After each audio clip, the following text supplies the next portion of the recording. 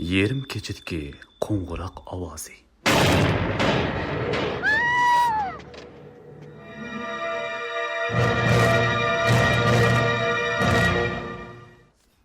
Xongquan bo'lsa, Xie Shuyangning eng yaxshi do'sti bo'lib, ikkidan bir oliy maktabda o'qiydi.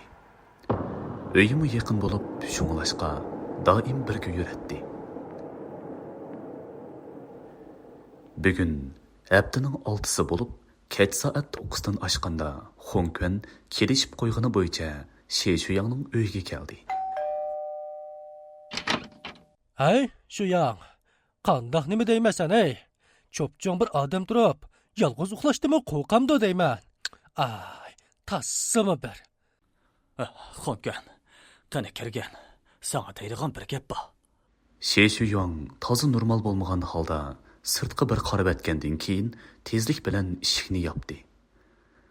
Ondan bir xil qo'rqimsirgan holda Xongquanni elib mehmonxonaga kirdi. Xongquan, sen gapimni yaxshi angla. Bu jonga taqshirgan ish. Sen mening 93.7 radio chastotasini anglaydiganimni bilasan-ku. Oningda bir yarim kechadagi arvoh qo'ng'irqi deydigan bir programma bor. Oningda maxsus qo'rqinchli hikoyalarni so'zlaydi. Har haftaning 6-si soat 11dan soat 0gacha qo'yiladi. Oldingi hafta men uyda bu programmani anglagan. Oraliqda qistirma naqsh chiqargan vaqtda men tuyuqsizlar radiodan bir ayolning ovozini angladim. Yanaqa ayol 7 kundan keyin seni izlab boraman dedi. Men bakla qo'rqib ketdim. Men darhol programmani anglaydigan boshqalarga telefon qilib, ularning anglamaganligini so'radim. Biroq hammalar hech nimani anglamaganligini dedi. Xongquan, amaliyotda bir oy burunmi men mo'shinga o'xshash bir ishni anglagan. Navrakamning deyishicha, bir menga o'xshash yarim kechada radiodan mo'shinga o'xshash ovozni anglagan ekan. Keyin 7 kun o'tib, yarim kechada o'sha programma qo'yilgan chaqda birisi eshikni chekibdi. Yana eshikni ochgandan keyin tuyuqsizlar hech bir sababsiz o'lib ketibdi. Jasadni tekshiribmi, hech qanday o'lim sababini topilmabdi. Biroq u erning chiroyi xuddi o'lishdan burun intayin qo'rqinchli narsani ko'rgandek bakli satlashib ketgan ekan. Dastlabda Navrakam menga deganda men uningga ishonmagan. Amdilikda bo'lsa, men hozir o'zim bu ishga uchrab qoldim. Xongquan, dadam bilan opam sayohatga chiqib ketdi. Men o'zim yolg'iz bakli qo'rqyapman. Bir haftadan buyon bu ishni boshqalarga deyishga petinolmadim. Biroq bugun dal bir hafta bo'lgan kun bo'lg'achqa amalsiz sana dedim. Xongquan, bugun kechda yiliqi programma qo'yilgan vaqtda men birisining kelib eshikni chekishidan ansirayapman. Sen mening eng yaqin do'stim. Bugun kecha menga hamroh bo'lamsan. Xongquan buni anglab qetib turib qoldi. Yerim kechidagi qo'ng'iroq ovozi degan ko'pchilikka tonish bo'lgan programma. Oningda so'zlanadigan ajoyib g'aroyib qo'rqinchli hikoyalar bakli qaltis. U texi doim degudek uningdagi hikoyalarni savodoshlariga so'zlab beradi. Amdilikda qandoqsiga bu programmada bundaq ish yuz beradi? Shuyang, sen haqiqatan u ovozni aniq anglaganligingni jazmlashtira olamsan. Xongquan, bo'ldi so'ramayli qo'y. 7 kun bo'ldi. 7 kun. O ovoz kunda mening quloqda unda. Ada, mening tug'ilgan kunim. Mening bundaq boldurlar o'lib ketkim yo'q. Men haqiqatan bardosh qilib beramadim.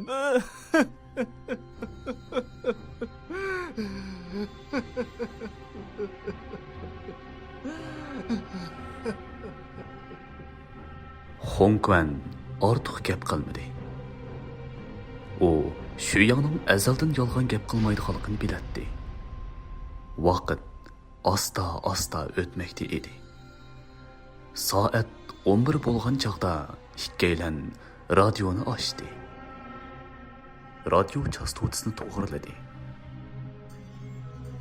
Shunda qilib ikkalan bugun kechda birlikda bu programmani anglab, buningdan бірі еп ұчы тапқылы болadigan, болмайдығалығын көріп бақмақчы болды. Yaxshimisilar? Yerim kechirga qo'ng'iroq ovoziga kelganinglarni qarshi olamiz. Men riyosatchi Boqiy Arvoh bo'laman.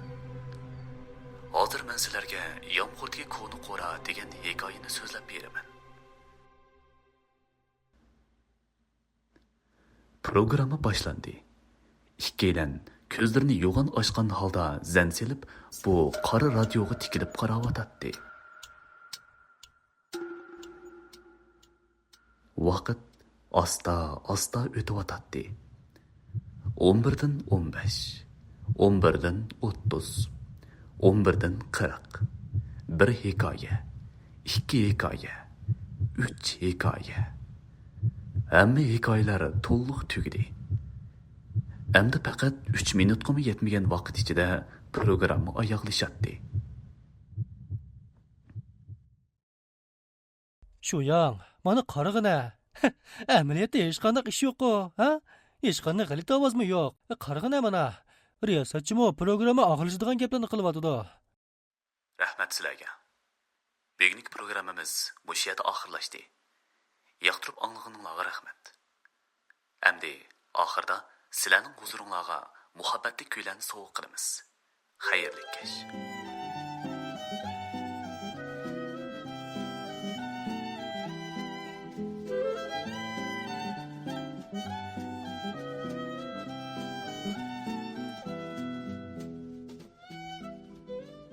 Radiodan yaqinlik naqshi ovozi anglandi. Muhabbatlik yaqinlik kuylarning ta'sirida ikkilan yenik tindi. Shu yang, hamda ansirma. Programmami oxirlashdi. Balkim hammasi xiyoliy tuyg'u bo'lishi mumkin. Art qo'ylama. Hatta men tug'ilgan kunimni yaxshi o'tkazib beray. Bu ishlarni eng yaxshisi unutib ket.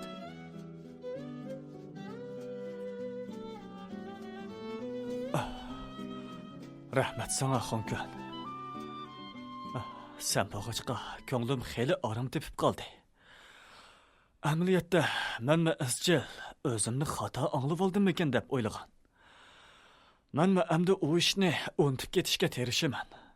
Sana ko'proq 7 kundan keyin men seni izlab qolaman.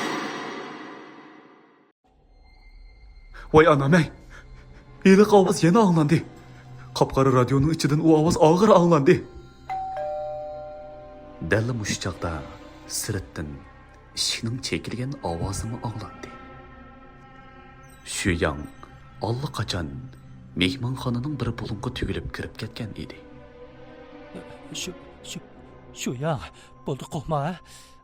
Sen berib yoki bo'lmasa men berib ishni ochay. Xonkon shundoq deginicha o'zini tutib olgan holda eshikning yeniga bordi. Kim o? Men yo'relib keldim. Sirtdan bir qizning yaqinlik ovozi anglandi. Gul? Buncha kechda gul sovuq qilgan kimdi? Xonkon tishini tishlab eshikni ochdi. Eshik tubida nihoyatda chiroyli bir qiz turardi. Yaxshimisiz? Men gul sotish do'konining xizmatchisi bo'laman. Bugun Chishvan ismli bir apandining tug'ilgan kuni ekan. Shunga bir ham qiz bu gulni soat 0 da yetkazib berishimni topilgan. Bu gulni uningga yetkazib bergan bo'lsangiz. U shundoq deginicha o'tqashdek qizil attirgulni Xonkonga tutqizdi. Ha, bo'ladi. Rahmat sizga. Avaylab men. Ajab qo'rqatdi desa, qaysi bir qizdi bu? Shu yonni yoshirin yaxshi ko'rib yurgan. Hay shu yang. Sen so'ltakning baxt kunlari ichliqli tursimi? Menga demabsan ha? Qarag'ina mana, oy. Xonkon turibli qoldi.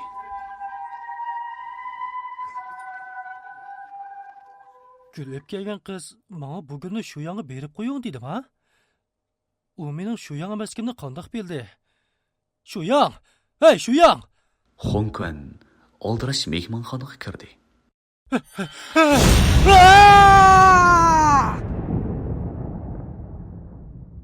Shu yang mehmonxonaning bulungda tevilib o'tirgan bo'lib, onun ko'zlari chekchaygan, og'iz yo'g'on echilgan, tili eg'izidan sangilab chiqqan. U o'libdi. Xongquan Shuyangning ota-onasiga uning o'lim sababini tushuntirolmadi. Faqatla bo'lgan ishlarning jarayonini so'zlab berdi. Saqchilarmo jasad tekshirgandan keyin buningga hech qanday ifoda bildirilmadi. Shuyangning ota-onasi buningdan bekli azoblandi. Shundaqla bu chaqda Xongquanga bir kun bir yildek bilinyotdi. Shu kuni oqshimi umu eliqi ovozni angladi. Uning sezgurishtisimi Shuyang bilan o'pma o'xshash. Undaqda keyingi haftaning 6-kuni uning o'lim kunimi. O'lib ketishdan burun Shuyang zodi qanday ishlarni boshdan kechirdi. U zodi nemini ko'rdi. Shuyang ikkisining zodi qanday o'rtoqligi bor. Nemishqa boshqalar bu g'alati ovozni anglamaydi. Bu bir qator masalalar, shundaqla programmadagi yiliq ovoz uni bekli qiynayotgan edi. 7 kundan keyin men seni izlab boraman.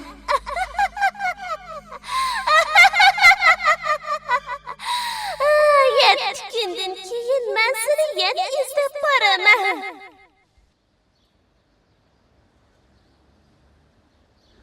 U tugishib ketayli degan edi. Bugun haftaning 5-i. Tushdan burungi dars texi oxirlashmasdilla Xongquan maktabdan ayrildi. U uchqandek shahar markazidagi radio televiziya stansiyasiga chopdi. Bu uning bir hafta ichida o'ylab chiqargan birdan-bir amali edi. Yetib borgandan keyin u boqidagi arvoh degan riyosatchini topsa, ehtimol ishning haqiqatini bilishi mumkin edi. U eshikdan kiribla amallik saqlash uyidagi xodimdan so'radi. Efendi, men Baqidagi arvoh degan riyosatchini izlayotgan edim. U bormi? Ha? Baqidagi arvoh? Uning asli ismi Tongdi. 2 oy ilgari o'lib ketgan. Ha? Bu mumkin emas. Men texi oldingi haftada uning programmasini olgan tursam. Ha, bu mundaq ish. Uning o'lib ketgani rost. 2 oy burun o'zini o'ltirib olgan. Siz anlagan programma necha oy burun unga ilinib tayyorlab qo'yilgan. Bu qandaqmi mumkin bo'lsin? Xongquan ümidsizlendi. Uning oxirgi umidi yo'qqa chiqqan edi. U tushkun holda uyga qaytib keldi. Ondan ota-onasiga bir parcha xat qoldirdi. Ondan aldirash poyezd stansiyasiga keldi. U yiroqdagi tog'asining uyiga ketmoqchi bo'ldi. Chunki bu yerda hargizmi bu programmani anglag'ili bo'lmaydi. Poyezd bir kecha kunduz mangdi.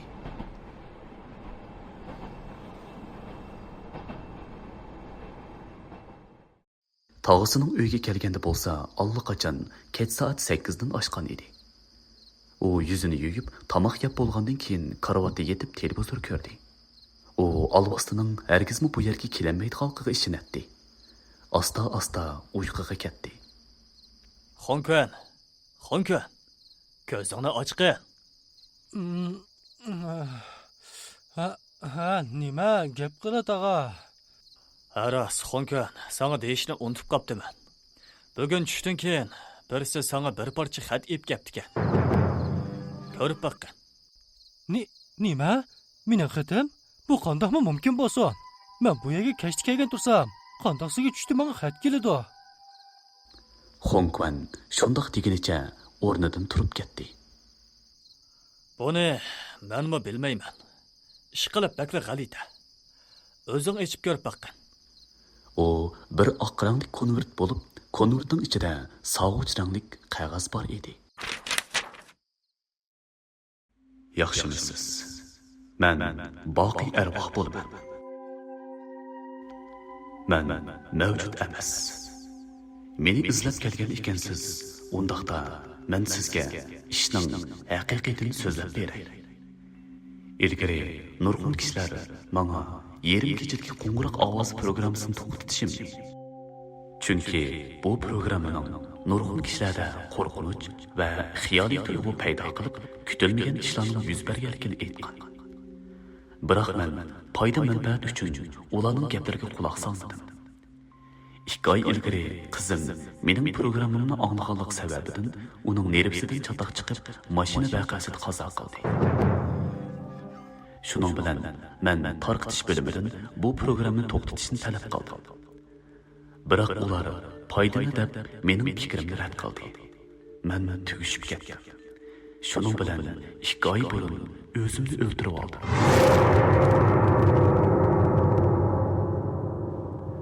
Biroq men bundaqli bo'ldi qilmayman. Men texnik ko'p odamlarni yana davomli o'lsgan deyman. Ular doim mening ovozimni taqlid qiladi. Mening programmam yana davomli kishilarga ziyonkashlik qiladi. Ular cho'qim o'lishi kerak. Ular o'lishdan burun mening qizimning qonga milangan holatini ko'ralaydi.